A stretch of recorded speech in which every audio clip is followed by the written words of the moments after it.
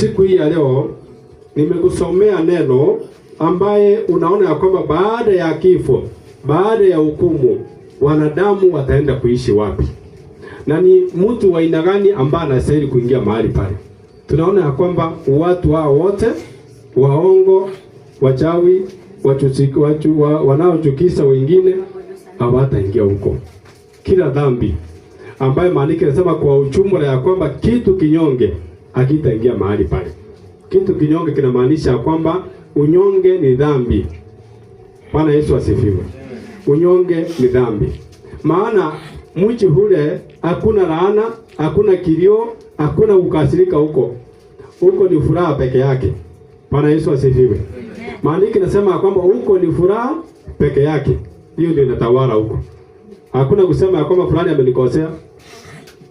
Bwana Yesu asifiwe. Hata fulani amenifanyia, hakuna kitu kama hiyo. Ni furaha peke yake huko. Na kumwabudu Mungu. Ambaye maandiko yanasema ya kwamba tukiendelea kusoma hayo maandiko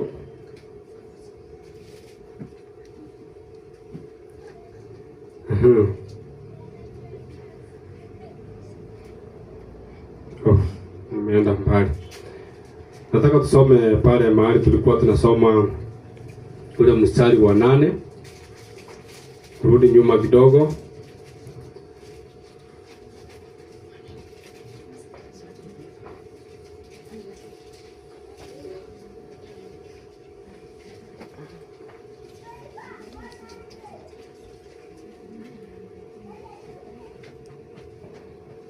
Nataka nisomee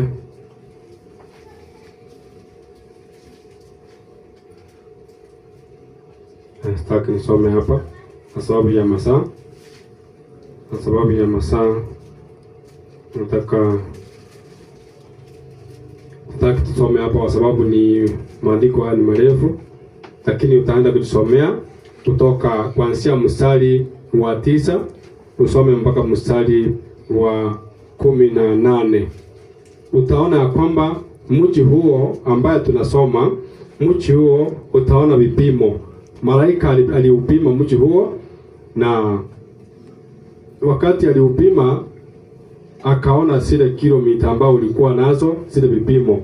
Utaona ya kwamba ni mji wa aina gani, kwa sababu ni mji ambao umetayarishwa, ni mji ambao uko na utukufu mwingi, ambaye uko na mwanga.